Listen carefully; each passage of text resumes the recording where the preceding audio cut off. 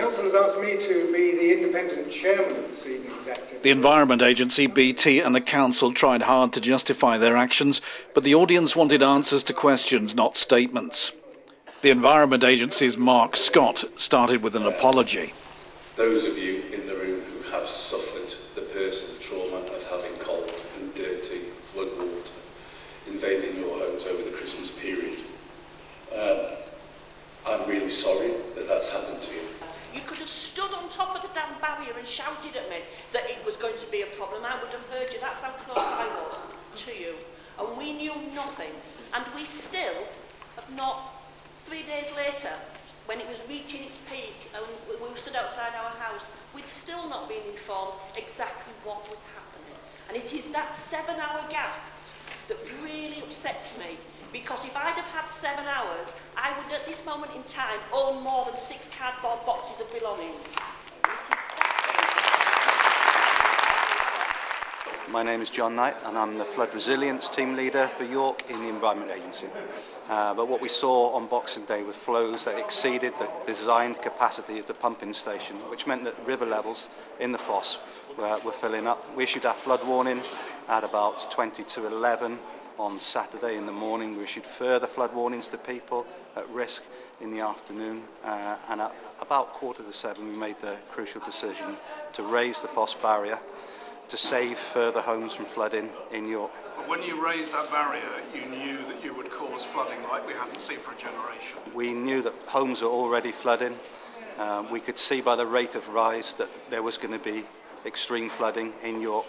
And when we did it, we had our best intentions for York. We wanted to save as many homes as we could in York, and we believed the best way of doing that was by raising the Foss barrier. Personally, I can't see how we're not going to, given that we've had a run now in this country of extreme weather events over the last few years. If it's not Dawlish, it's been Scotland. If it's not Cumbria, it's been North Yorkshire. That kind of rain that we saw, we're going to see again, aren't we? It was extreme, it was record-breaking. Rivers across the whole north of England were broken, records were broken across the north of England, and that was the sort of event that we thought we'd never see, but clearly the new extremes are happening and we do need to sit down and rethink how we handle flood risk in future. So are we not going to have to rebuild the Foss barrier completely? Well, we're looking at every option for the Foss barrier. At the moment it's still fit for purpose to handle up to 30 cubic metres of seconds. We'll look at what we need to do to make it more resilient for the future.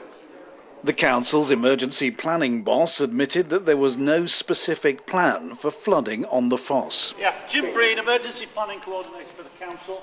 It is true to say that there is no specific plan for flooding on the Foss. The reason being that we have for 30 years relied on the Foss barrier, and for 30 years the Foss barrier has worked. The further problem is if the barrier fails, the inundation is so rapid that there is very, very little the council can do in terms of putting in temporary defences. How much money will it cost to increase the capacity of the barrier by 20, 30, 40, 50%? What I have to say is, and some of this may be uncomfortable, but we can never absolutely legislate for nature. That's the first point that I'll make, but what I will come on to and say this is, the pumps as they stand at this moment in time are now working again. Are they adequate? They are now working again. They have been adequate for the last, more than adequate for the last 30 years. But I'll come on, I will move this forward, I promise you. What we have at this moment in time then is the pumping station and the Foss barrier will continue to work as it has always worked previously. And, as I have tried to indicate, it has served us well up until this point. This was an exceptional, a truly exceptional circumstance. Are we going to do anything about that? The answer is absolutely yes. There was a pledge to publish a plan within 2 months to stop this happening again, but people are far from convinced. I am insured. I've never claimed on insurance ever, and I'm probably going to be looking at increased premiums for God knows how long.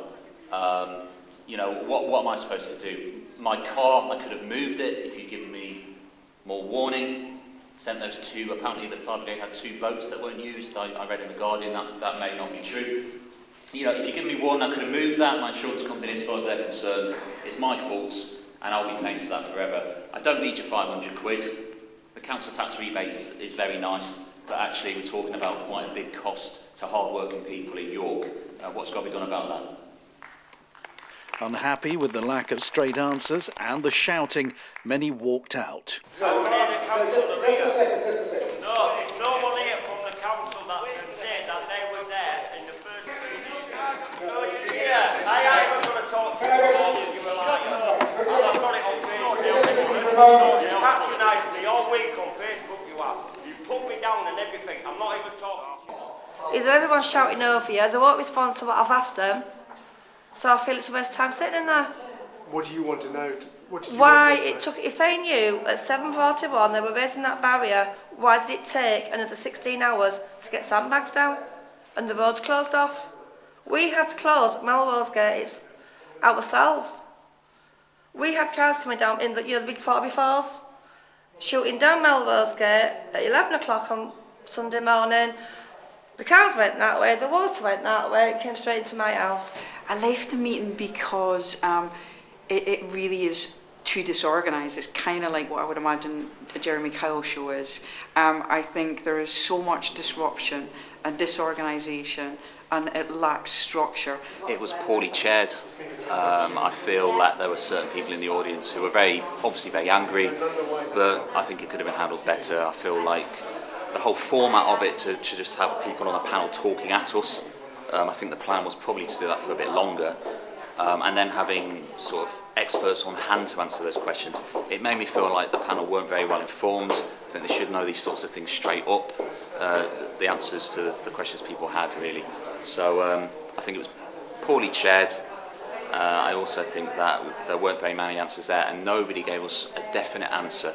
It sounded to me like the Foss barrier failed. My name's Lee Moran. I'm a volunteer helper for Navigation Road and Rosemary areas. Basically, I've been kicked out of the meeting for being too vocal. What really got to me was the fact that the City of York Council was going on about all these sandbags that they distributed, etc., and they never did nothing. They shut the council yard in the middle of the night and stopped people collecting sandbags. What do you think about being chucked out of the meeting? I understand where they're coming from. They didn't like me vocal, but it's meant to be a public meeting. How was it a public meeting when public can't speak? In my opinion, the British Telecom fail was nearly as bad as the Foss. I'd like to understand exactly what happened on Boxing Day with the British Telecom station, who was on duty, why the power was lost, what standby provision was made, what emergency situations were catered for, because it seems like it was dead as a dodo and nobody was around. Thank you. Tom Keeney, Regional Director for BT. We had an unprecedented event when the flooding happened on the 27th. Our exchange in Stonebow got flooded for the first time. It had never been flooded before. That required a large amount of work to take place. It required us to pump out the exchange, recover power to the exchange, recover our chambers, which had flooded as well, in order to get people back in service as quickly as possible.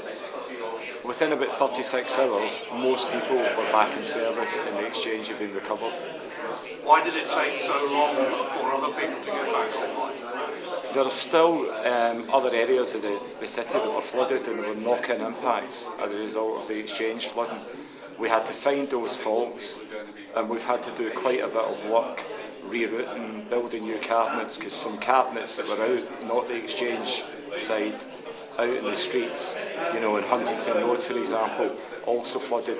They've had to be replaced, and that's taken us some time to do. At the same time, we had other issues going on within the region that are, you know, well publicised, particularly Tadcaster and surrounding area. So are you saying that there was no way that the company could have acted any quicker, any better, do you think? Without warning, I would say that we acted as fast as we could. We had no warning that the flooding was coming. The exchange had never been flooded before. Would BT be prepared to say that you'll make sure it never happens again? I don't think we can say that. I think, as we've seen in these floods, we never expected this to happen. So I don't think we can guarantee against the weather or a natural incident like this happening. But is there a way that in the future you could press a button and move everything to another exchange if it floods again? There'll be a way in the future, but certainly not in the near future. You know, it's just not feasible. We still have a lot of kit. You know, we cover a massive area, well, the whole country, obviously. That equipment, you know, it's not feasible to say that we can press a button and just completely move it.